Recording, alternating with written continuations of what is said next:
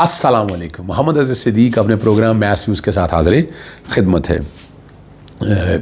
Supreme court میں عمران خان صاحب کی ہیئرنگ میں نے آپ کو بڑی وضاحت کے ساتھ کہا تھا کہ ضمانتیں ہو جانی, یہ ضمانت رک نہیں سکتی. میں کسی جگہ بھی بیٹھے اور میں آج بھی بڑی وضاحت کے ساتھ یہ بات کہتا ہوں کہ یہ ضمانتیں رک نہیں سکتی ہیں. اور جو ہیئرنگ ہوئی وہ بڑی کمال کی ہیئرنگ تھی, بینچ بھی اچھا تھا, لیکن ایک سوال بڑا اہم تھا اور اس میں پروسیکیوشن بھی وہی ایک ہی دوست ہیں ہمارے ذوالفقار نقوی صاحب. چلیں اس پہ بات کرتے ہیں, وہ میں ساری آپ کے سامنے رکھتا ہوں تاکہ آپ چیزوں کو سمجھ سکیں. اور شاہ محمود قریشی صاحب کو رہا کرنے کا حکم دے دیا. باقی جو ساتھ جائیدادیں ضبط کرنے کے حوالے سے بھی کوئی باتیں ہو رہی ہیں, ذرا اس پہ بھی بات کریں گے. اور اسلام آباد ہائی کورٹ میں ایک جج کیوں واپس آ گیا, یہ ذرا یہ بھی کہانی آپ کے سامنے رکھتے ہیں تاکہ آپ سمجھ سکیں چیزوں کو بڑی وضاحت کے ساتھ. سب سے پہلے میں آپ کے سامنے رکھ دوں جسٹس یحییٰ افریدی صاحب, جسٹس شفیع صدیقی صاحب اور جسٹس میاں گل حسن اور ضمانتوں کی درخواست کی سماعت ہوئی. اور بڑا اہم سوال انہوں نے کیا کہ 9 مئی کے مقدمات کی ضمانتیں دیتے ہوئے حتمی فیصلہ کر دی. اٹس اے ٹینٹیٹیو اسیسمنٹ, یعنی آپ فائنلٹی کی طرف نہیں جا سکتے. یہ جو فائنلٹی کی طرف چلا گیا نا, یہاں اپنے اختیارات سے تجاوز کیا. یہ بڑا اہم سوال تھا جو ساری بات سامنے رکھی. اور 120 دنوں میں آپ کو پتہ 9 مئی کے ٹرائل مکمل کرنے کی مہلت دی تھی, جسٹس یحییٰ افریدی صاحب نے دی تھی. اور آج 12 اگست کو لاہور ہائی کورٹ کے فیصلے کی اپیل کے چیف جسٹس اس بات پر حیرانی کا اظہار کر رہے تھے اور کہ 9 مئی کے زیر التوا کیسز ہیں. ہائی کورٹ کے جسٹس شہباز رضوی اور جسٹس طارق محمود باجوہ نے حتمی, طارق محمود باجوہ صاحب وہ میں تو سامنے پیش ہوا ہوں نا, اور میں 7 ججز کا لاہور ہائی کورٹ کا بار بار ذکر کرتا ہوں. میں اب 7 ججز آپ کی انگلیوں پہ پتہ ہو جانا چاہیے, آپ کو اندازہ ہو جانا چاہیے. یہ دیکھیں نا, یہ فیصلہ کہاں سے کہاں چلا گیا اور اپنے فیصلوں کی خلاف ورزی کی ہے. ٹھیک ہے نا جی. اور سماعت کے دوران پنجاب حکومت کے خصوصی پروسیکیوٹر, اب پنجاب حکومت کے خصوصی پروسیکیوٹر ہیں ذوالفقار نقوی. ذوالفقار نقوی ہمارے دوست ہیں, آپ کو یاد ہوگا سائفر کے کیس میں بھی, باقی کیسز کے اندر بھی, یعنی آپ کو اندازہ ہونا چاہیے اس بات کا. وہ وہاں کورٹ کے اندر موجود تھے اور نوٹس کیا عدالت نے ان کو اور کہا آپ آج نوٹس جاری کر رہے ہیں. مسئلہ بڑا سیدھا سا ہے کہ لاہور ہائی کورٹ کے ضمانت کے فیصلے میں کسی کیس میرڈ کو ڈسکس کیسے کیا. عدالت ضمانت کے کیس میں فائنڈنگ کیسے دے سکتی ہے؟ دونوں وکلا کو میرڈ پہ دلائل نہیں دینے دیں گے ہم. کیس کے زیر التوا ہونے کی وجہ سے کیس کے میرڈ پر بات نہیں ہو سکتی. آپ تیاری کر کے اس قانونی نقطے پر دلائل دیں کہ ضمانت کے فیصلے میں کیس کے میرڈ پر حتمی رائے دی جا سکتی ہے. سپریم کورٹ کے پاس لاہور ہائی کورٹ کا فیصلہ قرار دینے کا جواز تو ہے, مگر ریمانڈ نہ کرنے کا, جس کی جو میں نے آپ کو واضح طور پر کہہ دیا تھا کہ عمران خان صاحب کی ضمانت رک نہیں سکتی. اور میں بڑی بار آپ کو کہتا تھا 190 ملین پاؤنڈ کی بھی آپ یہ اگست سپتمبر میں نے آپ کو کہا تھا کہ ضمانت ہو جانی ہے 9 مئی کی. میں ایڈوانس میں آپ کو بتا رہا ہوں کہ اگست کی یہ 9 مئی کی ضمانتیں ہو جانی ہیں. 190 ملین پاؤنڈ کے اندر بھی آپ کو اندازہ ہو جائے گا کہ یہ سارا معاملہ ہے. اس پہ علیمہ خان صاحبہ نے بھی شکر ادا کیا کہ سپریم کورٹ نے 29 اگست کی تاریخ دی ہے. اور اسلام آباد ہائی کورٹ کے اندر آپ کو پتہ ہے القادر ٹرسٹ 191.25 ملین کیس کی سماعت نہیں لگ رہی ہے اور یہ سماعت سنی ہی نہیں جا رہی.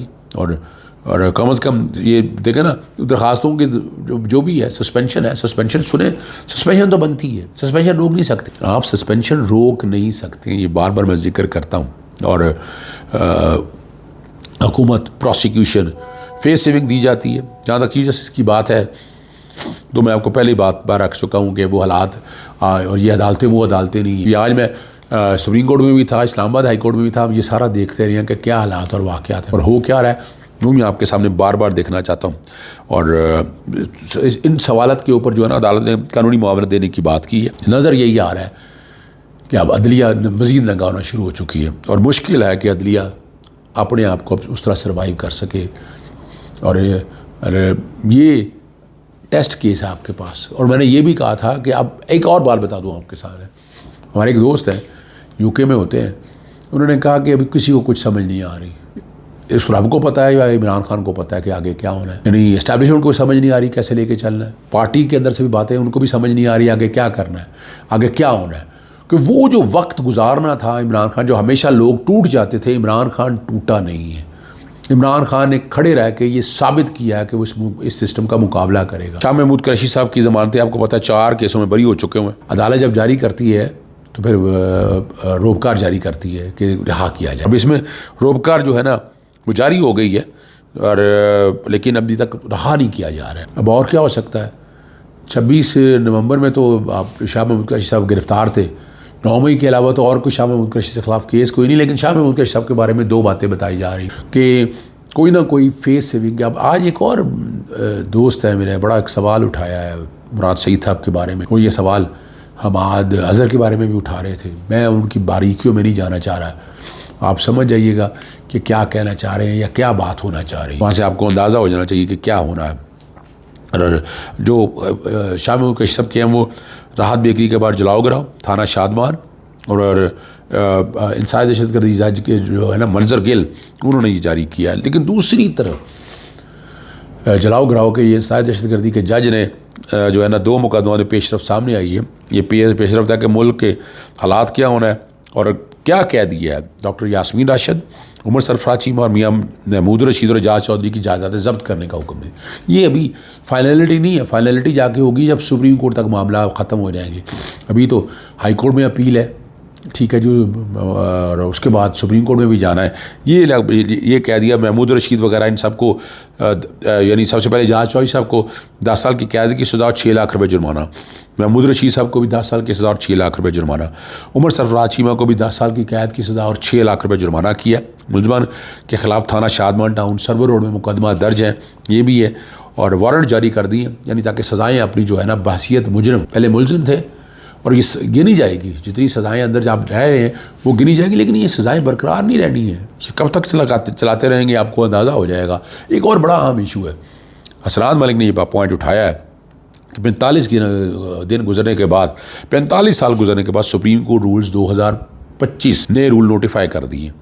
1980 کے رولز سے پہلے یہ نئے قوانین کے تحت فوجداری اپیل دائر کرنے کی مدت, فوجداری درخواستوں کے فیصلے, براہ راست دیوانی اپیلوں کی مدت جو ہے نا وہ 30 دن سے بڑھا کر 60 دن کر. یہ نئے کہانیاں. اور ڈویژن بینچ اسلام آباد ہائی کورٹ کے اندر مرضی کا نہ بن پائے. جسٹس اعظم خان کی چھٹیاں کم کر لی گئی, انہیں بلا لیا گیا اور 11 سے 20 اگست تک اپنی منظور شدہ چھٹیاں منسوخ کی ہیں انہوں نے. کیا اتنا اہم کیس تھا, کیا اتنے اہم معاملے تھے, اور وہ آپ سمجھ سکتے ہیں. اور کسی ڈویژن بینچ کا حصہ نہیں بن سکیں گے. کئی باتیں ہو رہی ہیں.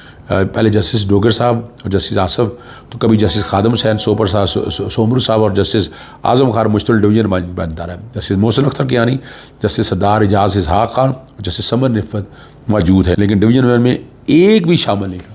اب جو دلچسپ صورتحال سامنے آئی ہے کہ جو ہیرے ججز ہیں وہ چھٹیوں پر چلے گئے ہیں. جسٹس ارباب احمد طاہر, جسٹس خادم حسین سومرو, جسٹس اعظم خان اور جسٹس انعام امین مناز اور جسٹس آصف خان چھٹیوں پہ تھے. چیف جسٹس ڈوگر کے ساتھ ڈویژن بینچ کے لیے جسٹس محسن اختر اختیانی, جسٹس طارق محمود جہانگیری اور جسٹس بابر ستار دستیاب تھے. حال ہی یہ نکالا گیا ہے کہ جسٹس اعظم خان جو 1 اگست سے 30 اگست پر چھٹیاں تھے ان کو 11 سے 20 اگست تک کے لیے واپس بلا لیا اور رواں ہفتے ڈویژن بینچ بن گیا. یہاں ایک اور بھی بتا دوں, ملک ریاض صاحب کے حوالے سے جن لوگوں کو اٹھایا گیا, کرنل خلیل صاحب کو اٹھایا گیا تھا, ٹھیک ہے جی, ان کے ساتھ ایک FIR میں ریمانڈ پورا ہو گیا, ایک اور FIR اسی دور کی دوبارہ دے دی گئی. یعنی بار بار ریمانڈ کے اندر رکھ رہے ہیں اور یہ سکسیسو ریمانڈ کو چیلنج کیا ہے. آج سے اپنا خلیل الرحمان بحریہ کے حوالے سے وہ کل تک سماعت جو ہے وہ گئی ہے. آخری جو بات ہے, اسد طور کو 1 دن کی مہلت نہ مل سکی, انہیں امریکہ جانا تھا, ٹھیک ہے نا جی, اور اعتراض بائی رکھا کہ انہوں نے کہ کیا ہے کہ پہلے وہاں جا کر درخواست متعلقہ فورم پر جائیں پھر ہائی کورٹ آئیں. میں نے بھی ایک ECL PCL کے حوالے سے رکھا ہوا تھا اور اس میں وہ کہنے لگے, محکمہ وہ کہتے ہیں وہ سن لیتے ہیں. میں نے کہا جی انہوں نے کچھ نہیں کرنا, مجھے اندازہ ہے اس بات کا, جسٹیفائی کریں کہ اندر کیوں رکھا ہوا ہے ECL اور PCL کے اندر. خواجہ آصف آپ اپنے منہ سے اپنی اوقات بتا رہے ہیں. انہوں نے کہا جی میں لاجز میں رہتا ہوں, وہاں ریپیئر نہیں کروا سکتا. محسن نقوی کے ترلے کیے کہ ہمارے دروازے ٹوٹے ہوئے ہیں, کھڑکیاں ٹوٹی ہوئی ہیں, اور محسن نقوی ترلے کرنے بنتے بھی ہیں. ان کا سیاسی کیریئر جو ہے نا وہ کہیں اور رہتا ہے. میں کیا کہہ سکتا ہوں, بس اتنا ہی کہہ سکتا ہوں, آپ کو بھگتنا ہے. اجازت چاہتا ہوں. السلام علیکم, اللہ حافظ, پاکستان زندہ باد.